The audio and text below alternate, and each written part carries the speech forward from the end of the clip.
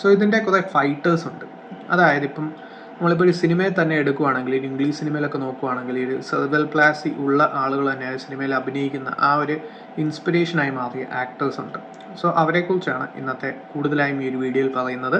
RJ mid എന്ന് പറയുന്ന ഏറ്റവും ഫേമസ് ആയിട്ടുള്ള ഒരു വെബ് സീരീസാണ് ബ്രേക്കിംഗ് ബാഡ്.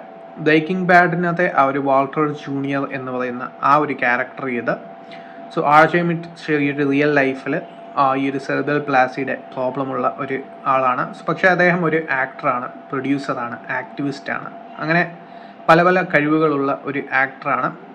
സോ ഒരു ഇൻസ്പിറേഷണൽ ആക്ടറാണ് ആർജെ മിഡ്. ഇതല്ലാതെ നോക്കുവാണെങ്കിൽ അതുപോലെ തന്നെ ജോഷ് ബ്ലൂ, ഒരു അമേരിക്കൻ കൊമേഡിയനാണ് ഇദ്ദേഹം.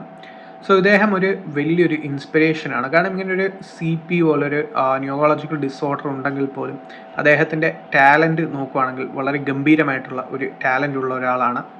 സോ അദ്ദേഹം ഈ ഒരു CPയെ കുറിച്ചുള്ള എക്സ്പീരിയൻസ്, അദ്ദേഹം കൊമേഡിയൻ ആയതുകൊണ്ട് തന്നെ ആ ഒരു ഹ്യൂമർ ബേസിൽ തന്നെ പുള്ളി അതിനെക്കുറിച്ച് പറയുകയുണ്ടായി. അതിൻ്റെ ഒരു സ്റ്റേറ്റ്മെൻറ്റ് ഉണ്ട്: I am just living my life as I want to live it, as oppose to the way the people think I should live it. So അങ്ങനെയുള്ളൊരു സ്റ്റേറ്റ്മെൻറ്റ് അദ്ദേഹം പറഞ്ഞു. അദ്ദേഹം ഒരു വലിയൊരു റെസിലിയൻസിന്, അദ്ദേഹത്തിൻ്റെ സൈലൻസ്, അങ്ങനെയുള്ള പല പല സംഭവങ്ങൾ, അദ്ദേഹത്തിൻ്റെ ടാലൻറ്റിനെ ഒന്നും തന്നെ സ്റ്റോപ്പ് ചെയ്യുന്നില്ല.